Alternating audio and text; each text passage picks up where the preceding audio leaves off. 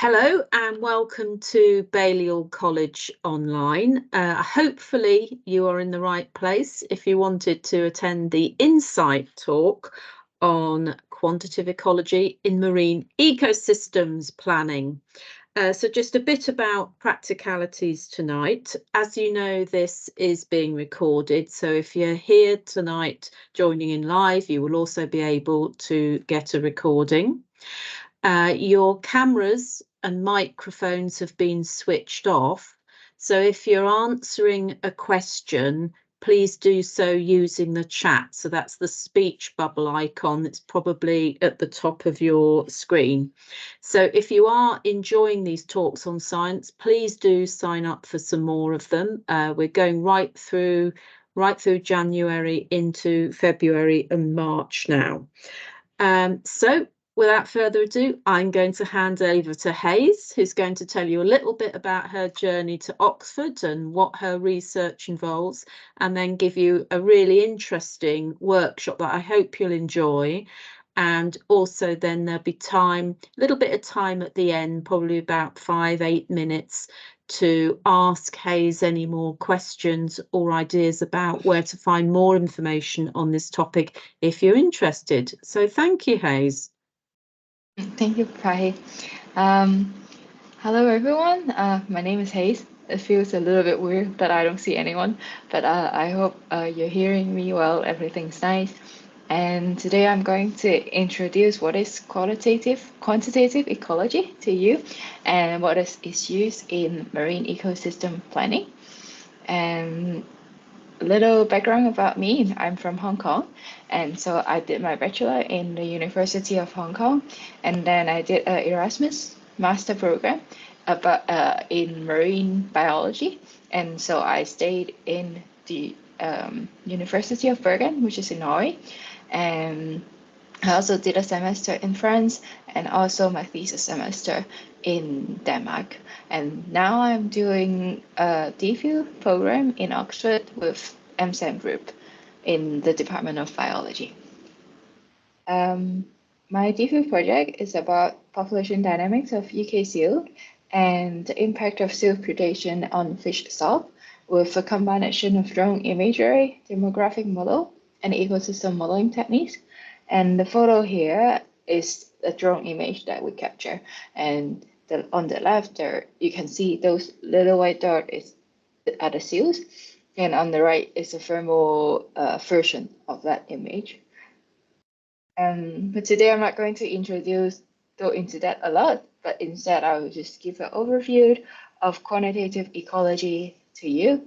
So first I'll discuss what are different types of ecology, so what actually is ecology, and then I'll talk about quantitative ecology in terms of different levels of organization with a lot of examples of its application in the sea, and I'll give an introduction of different types of model along my introduction of quantitative ecology and the type of data that is needed. So hopefully in the end, it will make you think that, so we do marine biologists do all of these things, I would say. Well, not the dolphin one, but then I want to convince you the one that what I really do is actually quite interesting too. So ecology, there's a lot of different schemes to classify them. And the first one is methodology. So quantitative ecology is one of them. There's also field ecology, which is the classic marine biologist image that will pop up in your mind. That is like working with animals, go into field, collecting data. For example, tagging of seals to look at migration pattern.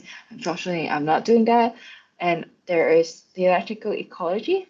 And this equation here is a reserve mobilization equation for seal, which is super scary. So I'm not explaining that. It's no mean like I'm just putting here to scare you. But actually, theoretical ecology is just constructing equation and then try to describe some biological process and maybe population level process.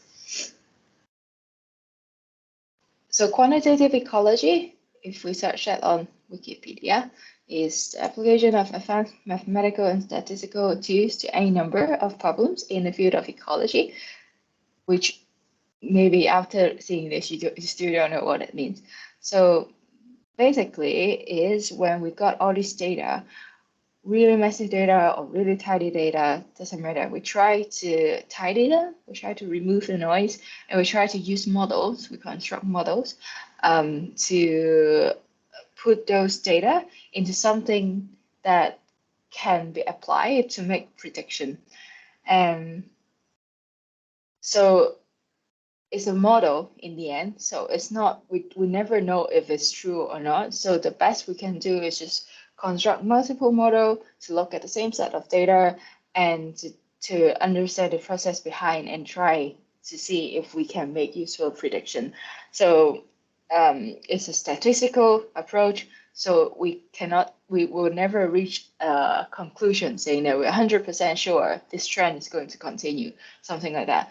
But we do get really useful information throughout the process of constructing this model. And the second scheme is the biome or climatic area. So we have marine ecology, we have terrestrial ecology, and today I'm focusing on marine because all I was doing throughout my research is related to marine. And the last one to classify ecology. So we have population ecology, physiology, ecology. So it's like level of organization that classify them. And I'll use this scheme mainly today to explain what is quantitative ecology. So here are 5 levels of organization, and I'm sure if you studied biology before, you'll be familiar with that. From physiology, we got up to individual population, different population, forms a community, and community interacting with environment formed an ecosystem. And we will talk about the physiology and the individual level first. And so the first question here, what is the trait? If I asked you what is the trait of this seal here, what would you think of? So I think immediate come to mind, maybe the color, the length of the seal, the weight of the seal, although it's very difficult to measure the weight of the seal, or the pattern on the skin. And these are all trait. And trait is actually what, trait is actually what the characteristic of an organism is, that together make up the phenotype. And so there's a gene, the gene will be affected by how the gene expressed, will be affected by environment, and then all these cells combined together, further affected by more environmental factor, and then is this whole phenotype that expressed for that individual. And so it's kind of obvious what is the trait, what is the phenotype of an organism. But if I ask you, what is a functional trait, what do you think will be for the seal? Like, what is the functional trait if I just ask you something like that? If possible, I don't know if it will work, but can you try to type something in the chat maybe?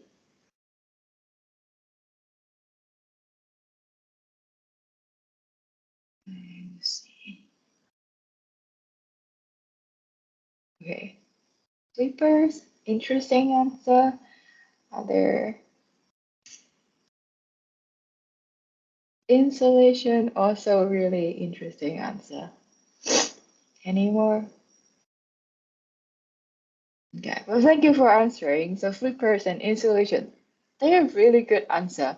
So functional trait, I think what you guys said is actually right. It can be functional trait, but it is very context dependent because it affects, like we define that if it affects the fitness of the organism. So we have to look at the environment. So if we talk about insulation, it will apply to silt, obviously, like the trait would be I won't say insulation, but I'll say the thickness of the bubbler, like the fat content. So if if the seal is bearing a baby, so reproduction rate is the fitness of reflecting the fitness of that organism, right? So in that sense, if we're looking at that, the fat content of the seal will be a functional trait for us. So the reason why I'm explaining this, because functional trait is a very important parameter that we're looking when we want to build some model or look at some rates of that organism.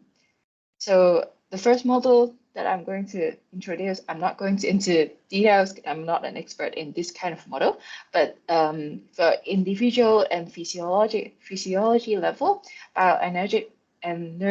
energetic models is a type of model that scientists use to see how does that organism, when there's food and there's this amount of energy intake within this environment, how much of this energy the seal is going to put that into the structure, the reserve, maturity, and reproduction respectively.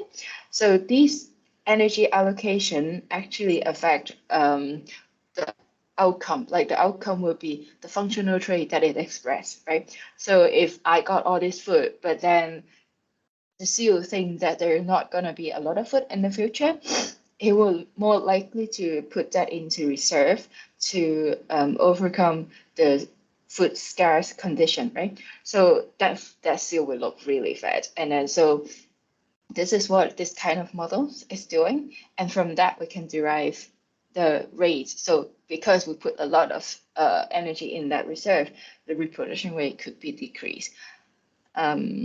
So from functional trait, we can derive the vital rate of individual, like survival rate. So the main one are survival rate, reproduction rate, and growth rate. And from this rate, so after we get this weight, and also we talk about how like it is context independent. So we don't want to just look at one individual. We want to look at the whole population. And that's what I'm focusing on doing in my PhD. And also it is a very important concept in the fishery. So what defined a population? What factor contributes to the decrease and increase of the population growth rate? These are the questions that I put in the prep material. I hope you look into that. And the answer are there. So, and population is just a group of individuals of a species that cohabit the same area and that they interbreed. And the factor that increase the growth rate will be reproduction, immigration. Decreasing will be mortality, immigration. It sounds really straightforward, but it is very difficult to get this data in the sea because you just can't count every fish in the sea. So we try to utilize the data that we have with different models to derive information that is useful for us, right? So for if we only have count data, then surplus population model, this is just a generic name. It's not like an actual model. It can be, but then there's many different types. And we will use this count data to derive the population size estimate. And I did this octopus stock assessment before in Spain when I did an internship, and we don't even have count. So we have to derive the count from ocean dries of a box of octopus, and we have the weight of that box, and from that we derive the count, and from that count we use the surplus population model to derive the population estimate, like the biomass in the sea. So there's a lot of estimate, and just try our best to capture the picture out there. Oh, and when after we derive that biomass, we're guessing, okay, this year we have that much octopus. We'll then compare it. We'll do further analysis, and we then compare it to the cap or like the quota that we set for this species, and to check if we want the quota to be tighter or higher. Is this stock sustainable or not? So the label that you saw on the seafood product in the supermarket, the MSC label, we are doing this octopus stock assessments because the fishermen there want to get that MSC label on their product. So yeah. But then for this production model, we only using count data, right? So in our eyes, each octopus is the same. We assume that their weight is the same. We assume that their reproductive rate is the same. But it doesn't actually make sense, because if you look at 10 octopus, there could be smaller juvenile, there could be very reproductive big individual. So that's why I asked about this question in the prep material as well. Imagine what is the structural difference between the population of anchovy and the population of seal. And the answer, I think you all get the answer, because like fish is more fast reproductive species, and seal, a marine mammal just like us, most of them only bear one pup each year. So they, oh, sorry.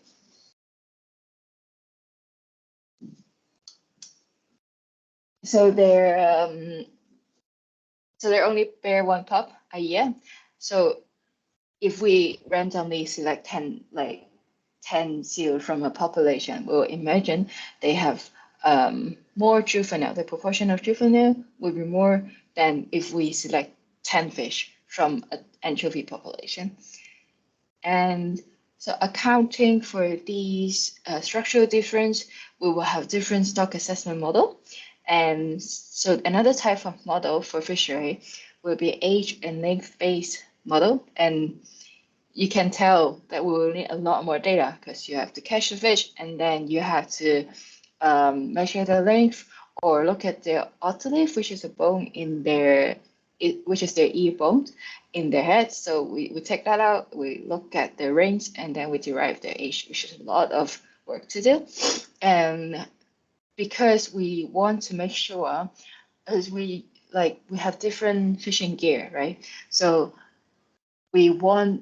our management target is that, we want to catch this many of fish, but then we don't know what we are actually catching. So we do this trawling, but then we aim to do that we want to just catch like 10 big fish, but then we didn't know what we end up getting, because you don't know how big the fish is at that age. For each cohort, it could be different. So we have to keep track on that, and to make sure we're not catching too much, catching too little. And this is my friend, Alexandra, and he is working on a boat in Antarctica, which sounds super cool. And he is looking at these two fish, which is called white gold in the sea, because they're super expensive. And because they're expensive, so people put in a lot of effort to do this stock assessment model. So he is an onboard surveyor, or we call them observer on the fishery cruise, to make sure they're not overfishing the fish. And then they also do the scientific work to record all this weight, to look at the biomass.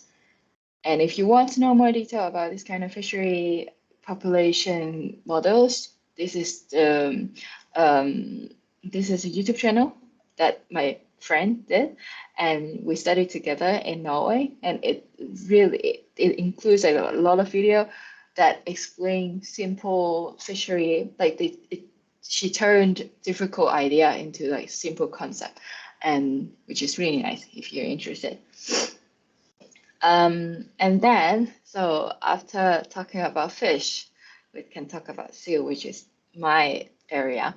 So the model that I am using to look at the population of mammal like seal will be a bit different from fish, because they're just really different in nature. And so the group of model that we're using is called population dynamic model. And to use this model, we'll need age or length or stage data, and then we need to count, and we need the phyto rate. And the phyto rate here means that on this figure or this chart on the right, you can see that the pup will grow into juvenile, into adult, and adult will reproduce. So these RSG are the survival rates, growth rates, and reproduction rate, right?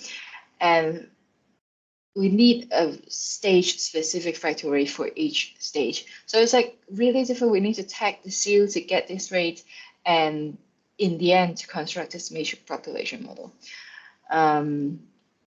If we have even better data, like what we are trying to get now is like a volume estimate for each seal. So we will have like a distribution of their volume, and then we can construct an integral projection model where you can estimate, okay, at time t, like now, my seal looks like it's like 20 kilogram. What's the probability of this seal growing into a 30 kilogram seal the next year, which is quite low because it's a big jump. But this is what we're trying to do, and there are many different types of population dynamics model. And another question, because I've been talking for so long, if we talk about conservation, if you're a conservationist of a loggerhead sea turtle, can you name some measure or management measure that you would try to employ to protect this population that you're trying to protect?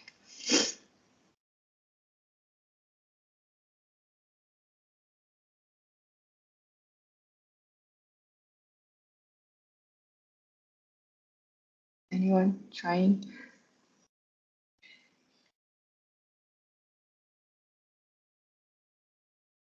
Okay.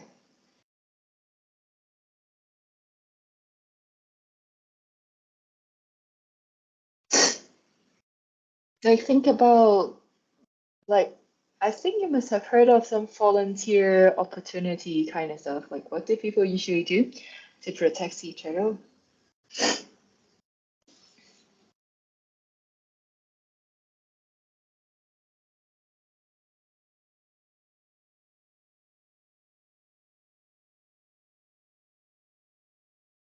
Monitor first release into the sea. How many turtle are born each year, and reproductive season. Protect the beaches where they're dating.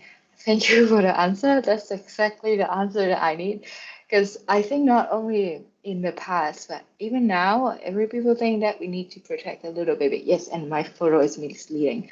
But then this is a very, very famous study in 1987 that they conducted on the loggerhead sea turtle population, and they realized that current at that time is already like that. So current management practice appears to be focused on the least responsive life stage, which is the eggs on nesting bitch. But they find after constructing the population model, they realize that the juveniles, if the population of juvenile decrease or the survival rates decrease, is actually more impactful for like it changed the population growth rate a lot more than the eggs. So they suggested using turtle excluder device for fisheries and to make sure we keep this juvenile in the population. So thank you for your answer. It's super nice answer. We should protect the little turtle on the nesting beach, but then looking at the structure of a population of an organism is super important. So after talking about the physiology and individual, we got these population dynamic. It's time to look into community, and this is what we want if we talking about looking into community, like a whole ecosystem models that show the interaction between different organisms, and you can see the number on the left. Those are trophic level, and so to construct an ecosystem model, we will look into larger spatial scales because it will involve multiple population. And it is really important because it's the basis of ecosystem-based fishery management. And if it's like bigger scale, you can have a global projection of biomass and how it's affected by climate change. And it ranges from empirical to theoretical. So that means data-driven or more process-driven, like more equation. So this is just what I mentioned. We have three types of methodology. The ecosystem model will be more of a mix of quantitative ecology and theoretical ecology. It can be really theoretical because I imagine getting data from single population requires so much effort. imagine having unique data of every single population. So, but then like really large empirical ecosystem model do exist. They are really data driven. One famous example, EcoPath with EcoSim, you have to like play with it and then make your own EcoPath model.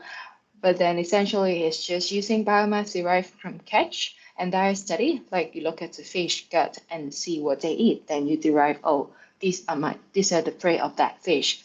And then you still need to make a bunch of assumptions, then you will have interactive food web model that you made. And a simpler approach, it's not that simple, but then like relatively less data intensive process example is a theoretical ecosystem model that I use. It's called 5C. I use it in my master thesis. And so we simplify the fish into a big fish group, like instead of saying anchovy and sardine, we say that, okay, we have this group of forage fish, this group of large pelagic fish, demersal fish, and then how they interact, right? And here we have three equations. So this model have a lot of equation, which is based on which derived from experiment, field study. But then these three weight here, these are the main like important equation, and they all have W here, which is the functional trait that we're using here, the weight. And from this, we derive all these traits and then construct a model. So in the end, we can get the biomass of each group. And because we have constructed this model, and the input of this kind of marine ecosystem model is always phytoplankton and zooplankton biomass, because they are the basis of the food web, and they affect by temperature and nutrient level a lot. So here is where we put into the environmental factor and construct a whole ecosystem model, which is super important because we can get the biomass estimate out of this kind of model, and then from what is influencing the input, we can look at how human activity affecting this final biomass and like global warming. So temperature increase, does that increase or decrease the phytoplankton biomass? And then from that, we can project the change upward. So we've almost covered everything. It's a really long talk. I'm so glad that you guys are interested in it. But the last little bit of this topic, like my topic today, is the planning part, right? And I've been touched on that on and off a lot using this example. But so ultimately, we want to plan for sustainability, and I'm sure you're really familiar with that concept, is talk about a balance of economic viability, social equity, and environmental protection, which is super interesting because as ecologists, you don't just get to do ecology study. So I am in my PhD, I will perhaps look at the bioeconomic model, which you put instead of just the biomass, you look at the yield of the fish, or you look at the cost that increasing seal population can bring to fishery. So you put the price in there and you see how much it's actually affecting the social side of expected livelihood of people, or the entire economic return in the society. And for social equity, people in my team, they do perception study. Like these are not quantitative ecology anymore, but they're very related because from this perception study, we look at how fisher perceive the impact of seal on the fishery. Then we can formulate management strategy, management goal, and in both short term and long term. So as a ecologist, you don't just go to the fisher and tell them, oh, we're protecting the seal now. Because when you do talk to them, they are very, you like the first thing like that really moved me is you hear them saying that no one is actually listening to them, because it makes like this seal depredation is making their livelihood really hard. But then I think a lot of people is focusing a lot on conservation side instead of the fishery side. So balancing things is really important. Formulating management goals is really important. And all we need is just quantitative ecology as a tool to give us the information that we need. So what have you learned? It's actually the same side. So different types of ecology, overview of quantitative ecology at different organization level, and examples, application, introduction. So, but I just want to say this is like tip of the iceberg. There's a lot other model out there for marine and a lot more for terrestrial study because the nature is a bit different. The types of model is very different too.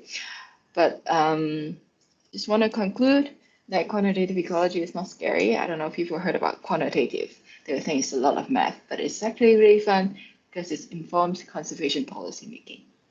And that's it. Thank you so much for attending this talk. And I don't know if we still have time for questions.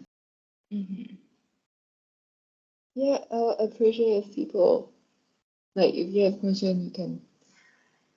I just saw that. So, oh, this is a good question. What first made me interested in marine ecology? So when I was in Hong Kong, it's very interesting because Hong Kong is not I think in a lot of your eyes, it's just a metropolitan, a lot of buildings. But in Hong Kong, we got corals and we got a huge protected area. And there's a side of the sea in Hong Kong is really clear. So we do have marine research going on, and I'm lucky enough to get into a coral lab when I was in my university. But then the beginning will be like I'm doing a lot of outdoor activity in Hong Kong, and then it's like, oh, you want to protect marine, but then you refine it more and more and more. You realize you don't actually want to do lab work that much, so you switch to quantitative side more, and you realize, oh, you really like it. So that's why I'm doing this DPhil project now. What specific subject? So I was doing environmental science and ecology, so they sounded really similar. But then ecology is more on the ecology and evolution side. You need to be really interested in that subject to look into that deep of ecology. But I would say environmental science is more interdisciplinary and more technical, I guess, but it's also more generic and general. But I do both. But then the most insight or like where I learn the most is never in the lecture. It's more when I work in the lab and I work with people, work with research people. So I do really encouraging you guys to reach out to people in your university that you're going to. I think you do U12 student. But if you do get into a university, I think the most important thing is to look for volunteer experience. And from that, maybe you can get internship. From that, you can get paid part-time position in the university. So in Hong Kong, I did when I was when I was just a bachelor student, I did got paper published, which helped me a lot for getting into my master, getting into the DPhil. Which oh, this is interesting. Which university I've attended was my favorite. So I'll say I learned because I was studying in University of Hong Kong, and I was doing a lot of biodiversity work with DNA. So it's a lot of lab work and a lot of field work. And then the lab was a bit tedious that I get bored. So then I'm like, in this master, I want to learn modeling. I want to learn quantitative skills. And so I look at, because it's an Erasmus program, so I can choose whichever university I want to go to. So the university I chose, among them, I like French, like Sorbonne taught me the most because of the course nature. I learned a lot of modeling. It's extensive modeling course. We just model every day. But I do like Denmark more because it's very biased because I did my thesis there. And if you do your thesis in a university, you're not taking courses. You're interacting with the researcher there. You're gaining a lot of insight because as a thesis student, you're gonna attend a lot of seminar, you're in working groups, and you just learn a lot. So I would say my favorite would be DTU among all these Europe university, excluding Oxford because I just started, so I wouldn't include that. But what area did I study? So in Bergen, I did fishery. So all my stock assessment knowledge came from Bergen. So I did a stock. I'm so sorry for this lens. So in Bergen, I did it's a fishery stock assessment module, and for France, it's a ecosystem modeling module, and for DTU, it's just I do what I want to do for my thesis, and yeah, so I learned. So I'm really lucky because Bergen, like Norway, I would say Norway, Canada, and maybe America. They have school that is like really specialized in fishery. So I'm glad I went to one of them. I went to Bergen, and then I got to go to this really well put together kind of lecture, fishery lecture, intensive course in Bergen. So I'll also say if you're one really important thing, if you want to do ecology or you're looking for a university, really look into the structure and the course that they provide. Ask yourself what you want to do, which is super difficult for you now, I understand. But then it's a process of finding what you like or what you don't like, right? So it takes time. What is my day? So it used to be really glamorous, like marine ecologist that people imagine when I was in Hong Kong. We need to dive and to put stuff into the sea, and then we need to dive again to take them out, and then we collect the invertebrate living there, and then sequence them and look at their identity and build the first ever invertebrate biodiversity library, genetic library for Hong Kong. And from that you can compare different biodiversity between different area, like some area in Hong Kong is super polluted. But yeah, those what I'm saying is that it can be just whole day in the lab. You keep doing the same thing, you sequence the stuff, doing the same process over and over again, and it failed, and you do it again. That's the lab scientist. I'm super biased because some people really like doing lab because then you have new discovery and you are the one who is like making all this data. But also there's day that you spend in field the whole day. Even for now, because we need to fly drones over sea over we need to fly drones to record the seal, right? So we do have to always go to the sea and fly drones and get the data. And then it's a lot of time analyzing the data.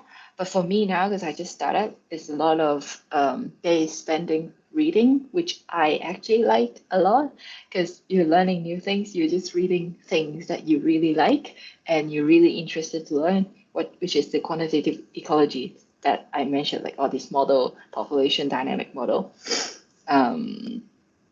So it's a mixture of interacting with people, field work, if you do need to do field work, lab work, or just reading, a lot of reading.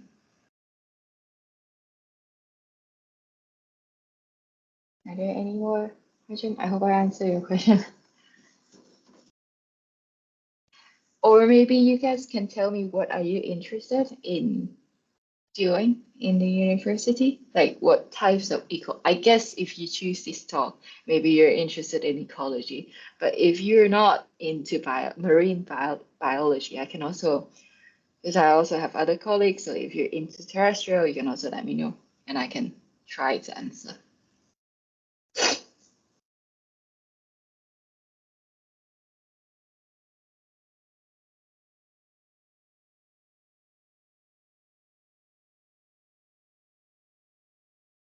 Mm-hmm. Okay, I think biosciences in general.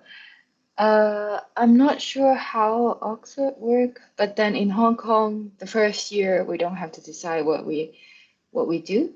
I think I think you guys also don't need to decide it right at the first year. So maybe you can get into biology and then you talk to a lot of people. Um, I think most important thing is you get into a new environment.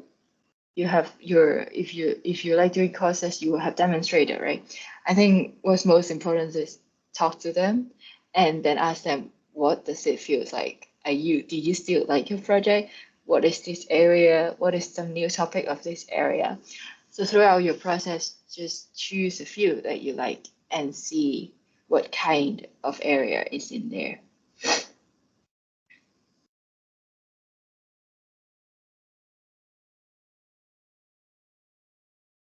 Okay, well, I think it sounds like we haven't got any more questions. So thank you very much for everyone who's been viewing tonight and taking part. We will send out a recording, and do join us for some of the other sessions in the series. If you're not sure what there is, you can have a look at the Balliol website. All right, so thank you very much, Hayes, and we will hopefully see some of you again. Thank you. Thank you so much. Thank you everyone for attending.